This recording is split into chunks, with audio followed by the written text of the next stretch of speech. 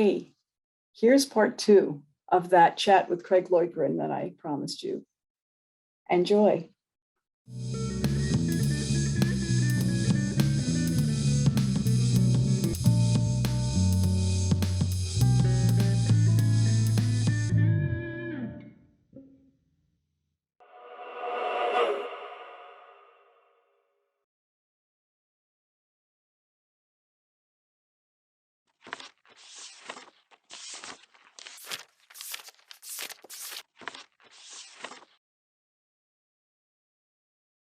To go back to the paranormal and horror, I am an assistant caretaker. My buddy Rick Rispoli is the caretaker, and me and my buddy Vinny are his assistants at a haunted house, a mansion. They call it a mansion. It's a house. It's a large, older, built in 1885 here on Staten Island. It's the Kreischer mansion. You can look that up too. It's Kreischer. Very German. It's listed as, I think it's the number one. It's in the top 5, I think, of New York, all of New York City haunted locations. But I think it's like number 1 on Staten Island, number 1 and number 2. It's very active. That's who comes to my house a lot. Balthazar Kreischer, the man who built the house. He died in 1887. We've spoke to him. I have his voice on video. On audio and video. We have pictures of him in the windows. We asked him at one point if that picture of you in the window, that picture we have, is that you in the window? And he said, it was me. I have that on audio. Oh, that's so cool. Yeah, really pretty cool. But a lot of stuff happens there. And then we also were the caretaker. So we run the last 3 years. We've had a haunted attraction there, each year getting bigger and better. I direct and build the hayride. It's a hayride and the house. I'm responsible for everything that happens outside. And this year was incredible. Even through the corona, we had thousands of people come through. So it wasn't bad. Even with the corona, people still were looking to get out and do something. We had to follow tons of social distancing rules. We actually had to contacted the governor. My buddy Rick contacted the governor's office all the way back in like May or June to see if we could do it for October. We didn't get approval until September. Did you ever have trouble with your equipment from that? Absolutely. Happens a lot. A lot of times when I go Facebook Live, just up there, everything suddenly gets mysteriously muffled. The phone will actually just shut. Not the phone. I shouldn't say the phone shuts. Facebook will just shut. And then I can't even open it again. So we have, like when we try, because I would go live from the house, walking through to show people like, hey, so many people, especially local people, always wanted to get into this house. Not so easy to get into. I mean, we've made it a lot easier. But I would walk around trying to, with the phone talking, and it would malfunction all the time. Or we would pick up things on, or people just, I just seen a shadow, or I just seen this. And sometimes people are just hoping, but sometimes things happened, Yeah, but yes, we would always have issues. One of my team members, my buddy Frank on my team, this guy Frank Mullins, who's part of Roast to Ghost, he's my audio video guy. He has had, we were up there and he set up like a REM pod. That's the little guy that lights up when energy is real close. Yeah. And his REM pods, the REM pods that he has, do everything. They do not just heat, temperature. They do a whole bunch of. They detect like 4 or 5 different things. So there's different lights on it. You have to literally get your hands like if this was it, you have to almost touch it for it to go off. We set it up in the basement on a camera. I swear, we weren't recording. We put that on, and Rich asked, we're in the laundry room down here, and Rich asked, what kind of detergent did you guys use? And I swear it said Tide. Yes. Yeah? Yes. You hear that? Just like, yeah. Okay, so you did say Tide, yes? It just wouldn't stop. And then we went back down there and we checked the video and stuff, and we had shadows, we got voices. You see a shadow walking around by there. And as soon as he took it out of there and tried to play with it again, it was fine. But down there, it was constant, almost like someone was sitting on it the whole time. And what's really cool is it's total blackness. There's nothing, it's a night vision camera. There's no lights down there at all. No, nothing. Very dark old house. We clearly see a light shadow figure walk through the wall and stuff. We got pretty cool evidence. We unfortunately have someone down there crying, a male saying, get me out of here and stuff, clear as day too. There was a murder in the house back 15, 16 years ago. There was a mob. There was a gangster hit. Like if you look up the Kreischer mansion, the first thing that always comes up is this mob hit. There's so much more than just that. But unfortunately, it was a local guy that went to school like with my brother and sister, a little older than me, that was messing around with bad things, and the mafia told him to stop. He said no. They had to sit down up there, and they killed him. And violently killed him, chopped him up, burned his body in the furnace and everything, in the house. And then they all got caught. They all got caught because they were replacing the furnace. Someone told on them 2 years later, the furnace was replaced, but it was an old 80-year-old furnace that was like 2,000 pounds. They left it in the basement. They just moved it to the side. So they found his jawbone and his teeth, and they took steps out. The steps were so saturated in his blood and DNA when they came in and luminoled everything. They removed the whole step and the back kicker to the step because that's how saturated it was. So everybody got caught, but his spirit is there. We have pictures of his spirit, and and everybody that comes in there says he's very upset. He's always crying, running around. And we caught on, you know. Yeah, it is actually heartbreaking. We were hoping he was done. We were hoping with all what we were doing for him and talking about him and talking to him that we would like release him, you know, and like kind of let him go to the light. And then just a month or so ago, 6 weeks ago, we set the cameras up in the basement again, and we got this wailing, crying, "Get me out of here, get me out of here." It's a guy. You can clearly hear it's a man's voice saying that, and you can hear it. You don't even need, you know, it's pretty loud, and which made us really sad, which means he's still kind of trapped there. Yeah. We were hoping he would get, you know, he would find like the light or whatever. But and again, you know, I don't know. I don't pass judgment on anybody, but if he did something bad, maybe, you know, the light isn't what's being offered to him, and that's why he's there. You know, maybe something else worse might be getting offered to him, and he don't want to go. You don't know. You don't know. We won't know until we're there. So yeah, exactly. Right. You know. Right. Yeah. So, and I just hope I live a good enough life where I don't have to go. If there is an up or a down, you know, let me stay at least on this floor or up a couple of flights. You know, I don't want to be in the basement. I don't want to go down. I don't want to go down. But you know, you hope to live a good enough life. You know, we'll find out. But yeah, so that was kind of sad. I wonder when the equipment is being interfered with. I wonder, and not that I think you have an answer, but you have so much experience with this, so much more than I do. I would it be something intentional of them saying, we don't want you messing with this, or would it be something that their physical presence might be interfering? I think sometimes I think it's their energy for them to manifest or do a little bit more. It takes a tremendous amount of energy. And I think sometimes they just use the energy from these devices because, however, again, I can't answer why, but the manipulation, you know, you get around this and it has, and you know, like I'm putting my hands around my phone. And, you know, there's energy around everything, including us. You know, we're essentially a battery. So I think sometimes they use the energy to manifest, to show their presence or talk.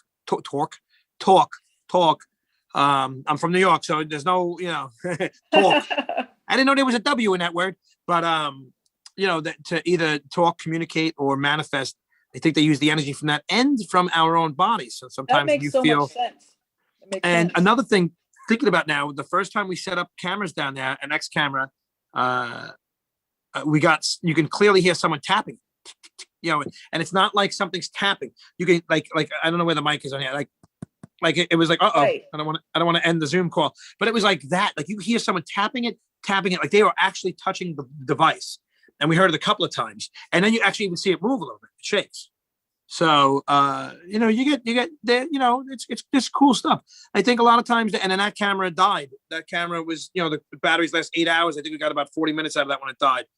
And it wouldn't come back on downstairs. There was no power. And then when he brought it upstairs and out of the house, it came back on, but he had to recharge it, but it was able to come back on. So they do take the energy. And again, none of us, and people can give you answers up the wazoo, but we're really not going to be 100% sure until we're on that side. And then it's going to be real tough to share with everybody else what's happening, you know. And I'll be on the other side going, hey, you know, and then oh my God, my phone is acting up. That's me, you know, what's going on? Oh, you son of a bitch, you can't hear me, you know. So, you know, we'll know eventually, but we may not be able to share with other people once we have the answer.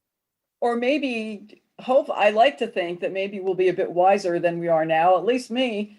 And there'll be things that we know and don't have to think about anymore. We'll just be like, well, why can't you guys just see this? Right. Clear. Well, I talk to them. That's when I do what I do. I talk to them like they're there. Yeah. You know, I'll reach out, shake their hands. My daughter will tease me. There's a little video of me. I was like, he's right here. Like, you know, I was playing with the dowsing rods and they point. If they point in the same direction, that means the spirit's standing there. And I have them spin around, and I'm like, oh, he's right here. And I reached out. She's like, what are you shaking the air? I'm like, I could be shaking his hand. He might be here, you know. I can actually point to you if you're here too. Where are you? Right? How do I? Where do, They should both go to, right or left. right. Where are you standing?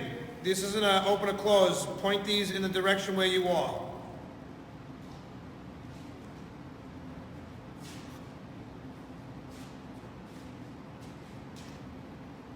Wow. Right there. Blessed. Either through there or right there. I'm really happy I moved over. I'm so cold right now with the chills.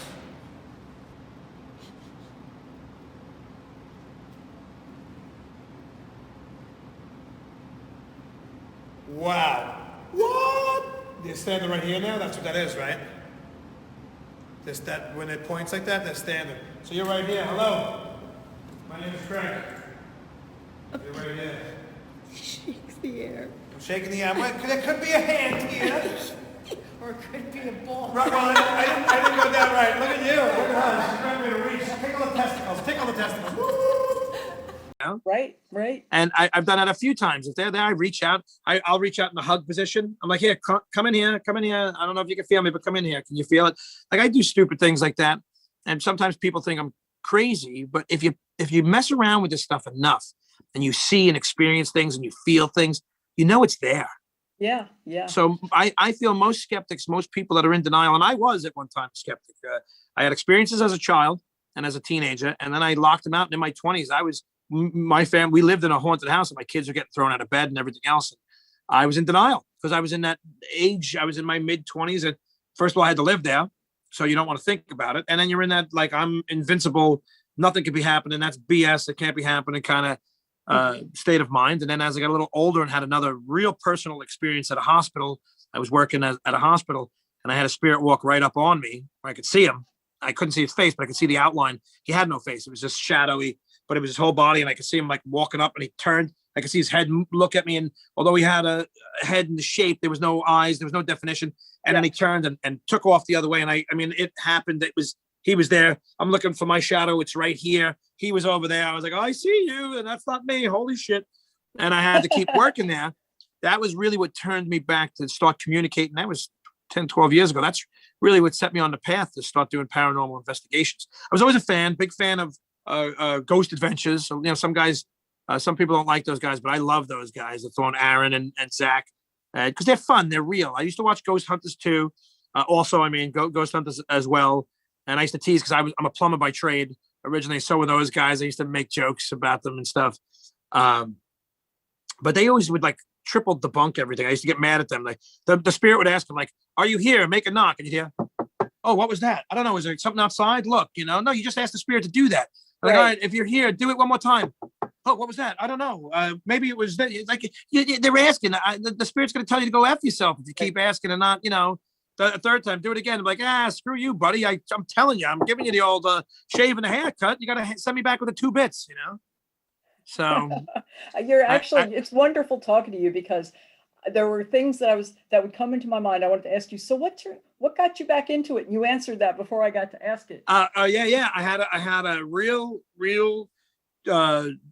heavy experience, not harmful. Again, my experiences, I think they're only harmful if you make them harmful. I mean, don't get me wrong. There's probably bad entities, and sometimes there's whatever demonic things or things that were never human.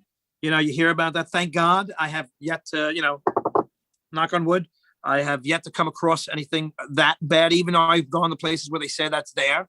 I'm sure it's going to happen, especially if they're doing like satanic rituals, opening bad doors and stuff like that. Right. So, when I come across those, I'll just handle them the way I handle everything else. And hopefully the experience will be well. But yeah, I had this experience in the hospital.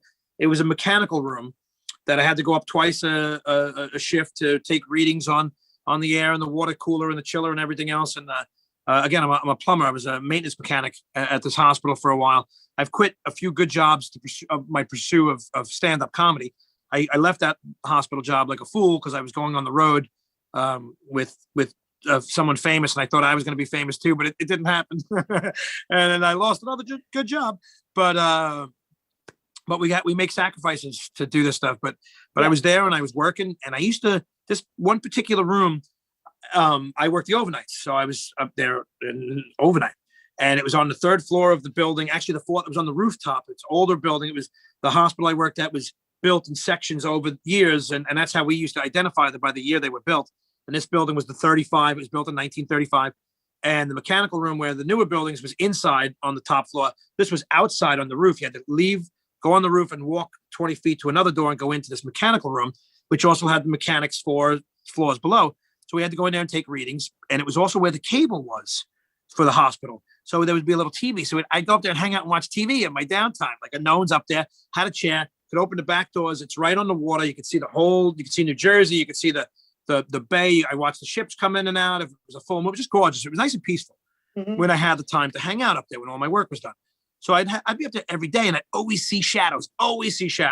And then that one day I walked in and I scared it as much as it scared me, because he wasn't ready. He wasn't ready for me to come in there either. He was like kind of just walking through the mechanical room, and I walked in and he walked in and he was walking and he literally walked up this way, and I stopped and it stopped. It looked at me. I was looking at him, and then it looked back and it darted back the way it came from. And that's right. No lie. I'm standing there and I'm like, I'm doing this, looking for my shadow. My shadow is right here to my right. And this thing was about 10 feet in front of me. And I was like, I see you. I seen you. And then that was my buddy that worked there, John.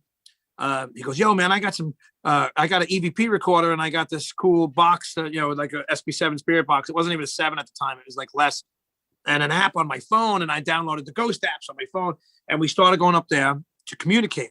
And we got at one point that he was from Pennsylvania. And he liked pizza, burned crust, burnt. He would like it burnt. So I went up there on more than one occasion, and I would bring pizza up that I would cook in the toaster oven in my where our shop was. I'd get it nice and hot and almost burned, and I would run right up there and deliver it and say, "Here's your pizza. I know I'm pretty sure you can't eat it, but at least you could smell it, Yeah. And every time I'd walk in there, like 4 or 5 hours later, I'd have to go in and do the readings. I'm like, oh, please don't have a bite taken out of that pizza, please. If I go up there and it's just crust, oh my God. And I wouldn't tell any of my buddies that I was doing it either, because those sons of bitches would have went up and did that. Right, exactly. Because I would have done it. If I knew one of my buddies was doing that, I would have went in and I would have taken bites off the side of it to make it look really creepy, So I wouldn't tell anybody I did it till after. And they all would tell me that, I would have did that. I said, I know, that's why I didn't tell you. So, but I would walk in, and as I'd walk in, like a horror movie, and I would look and I would like, oh, woo, pizza's still there, So I do that in the Kreischer mansion. I would bring in coffee once in a while. We'd leave a cigar for Balthazar, because there's things that they liked in the past. Right. So I try to come bearing gifts as best as I can. I play music when I go to. Hope somebody picks this show up, because it really sounds like something that so many people would enjoy so much and get so much out of. All right, we're out. I think we did pretty good. What do you guys think? It was good. We got the seal of approval from our empath, Dawn, who said that they liked it. And so far, we've done this in a few locations, and we've had all good responses from the spirits. We do this not to poke fun, but to try to bring them a little bit of pleasure in the afterlife, maybe, and to communicate. We use comedic stimulation to communicate, and it seems to be working.